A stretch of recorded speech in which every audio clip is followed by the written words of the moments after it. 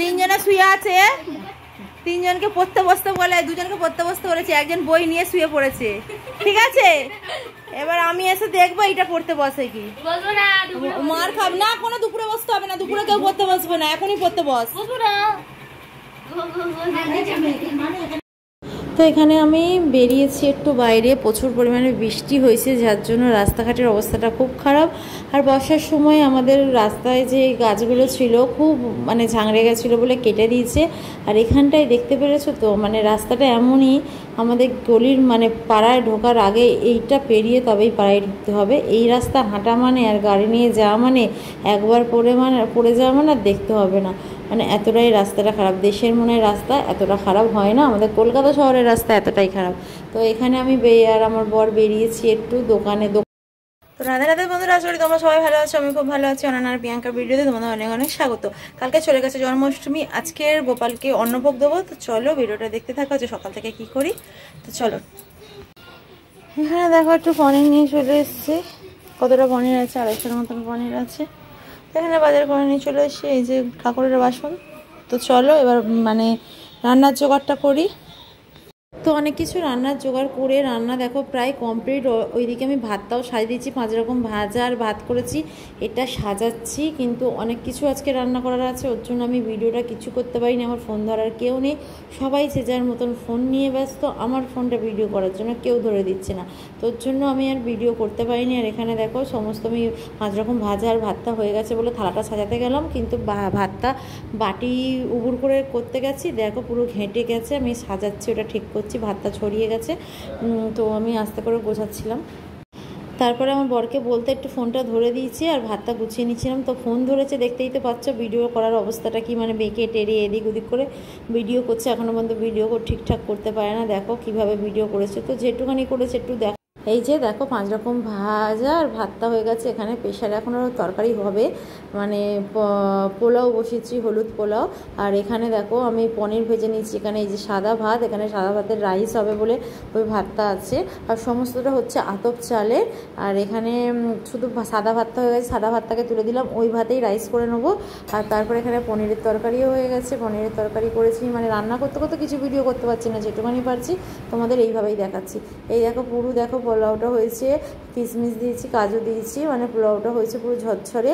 আর ওইদিকে রাইস হয়েছে, এদিকে আমি পনির তুলে নিয়েছি, আলুর দমও করেছি। আর এখানে ননদের ছেলে দেখো বদমাইশি করছে, ওকে বলছি কী খাবি, মিষ্টি ভাত খাবি না রাইস খাবি, বললো না আমি রাইস খাবো, পোলাওটা বলতে পারে না। এখানে গোপালকে খেতে দিয়ে দিয়েছি রাইস আর পোলাও, আলুর দম, পনিরের তরকারি, 5 রকম ভাজা আর ভাত দিয়ে এই করেছিলাম আজকের মেনুতে। কালকে যদিও জন্মাষ্টমীতে লুচি, সুজি, পায়েস, পিঠে, মিষ্টি সমস্ত দিয়েছি, তো আজকে শুধু ভাতের ওপর সব কিছু করেছি। যত রকমের অন্নভোগ হয় তত রকমের অন্নভোগ করে দিয়েছি, যেরাম আমি পেরেছি।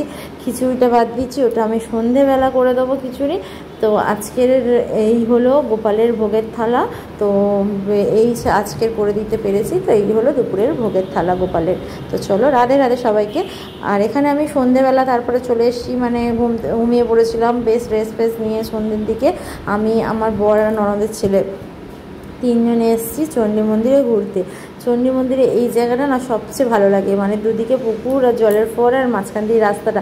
এইখানে কিন্তু এই সিমেন্টটা মানে এতটাই স্লিপ, পা পুরো জলেতে, মানে খালি পায়ে গেলেই জলেতে স্লিপ খায়। আর আমার ননদের ছেলে দেখেছো গিয়েই আগে প্রণাম করে টিপ পরে প্রসাদ নিয়ে নিচ্ছে।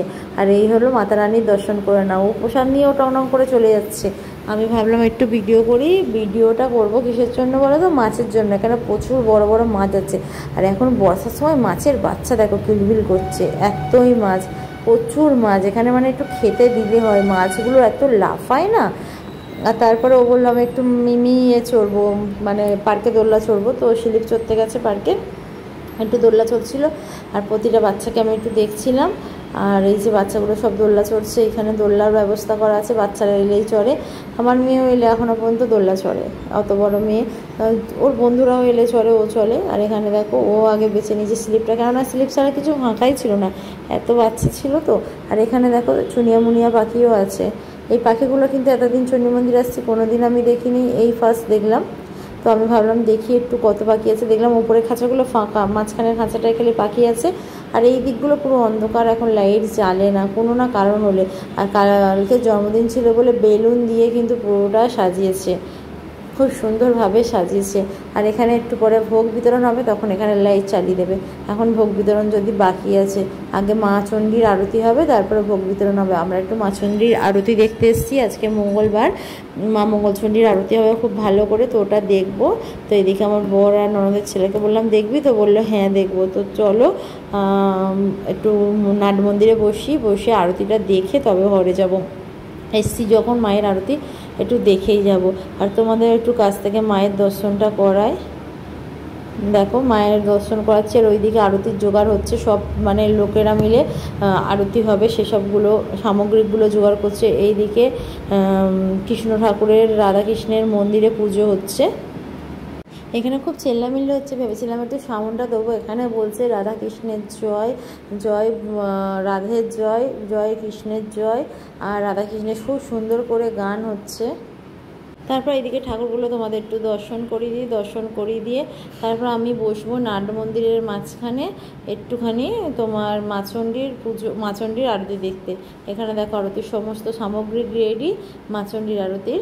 তো দেখো আরতির সমস্ত সামগ্রী রেডি হয়ে গেছে, আর আমি যাব সেই দেখো আমার ননদের ছেলে আমার বর বসে আছে, ওখানটায় গিয়ে বসবো। তো এখানে বসে এই যে আরতি দেখা শুরু হয়ে গেছে, একের পর এক আরতি শুরু হয়ে যাচ্ছে, পঞ্চপ্রদীপ দিয়ে আরতি, সমস্ত এই আরতি দেখতে খুব ভালো লাগে।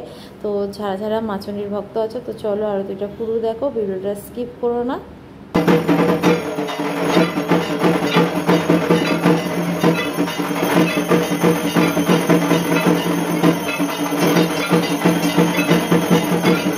এইটা দেখো, একটা আমার বন্ধুর মেয়ে, এ না খুব সুন্দর, একটা পুতুলের মতন, আমাকে খুব ভালো লাগে। আর আমার বরকে থেকে ভয়তে দেখো ঠাকুমার কাছে পালিয়ে যাচ্ছে, যখনই চণ্ডী মন্দিরে যাচ্ছি ও থাকে, ও প্রতিদিন ওর ঠাকুমার সাথে চণ্ডী মন্দিরে আসে ঘুরতে। কি কিউট বাচ্চাটাকে লাগে, পুরো পুতুলের মতন।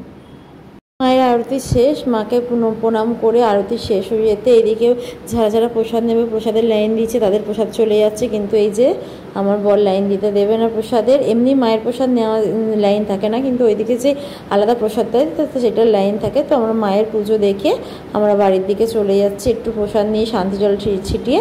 তো চলো ভিডিওটা এখানেই শেষ করছি, ভালো লাগলে অবশ্যই লাইক কমেন্ট শেয়ার করবে। দেখা হচ্ছে নতুন একটা ভিডিওর সাথে। তো চলো রাধে রাধে আর টাটা। আর যারা চ্যানেলে নতুন আছো চ্যানেলটা সাবস্ক্রাইব করে দিও। তো চলো টাটা।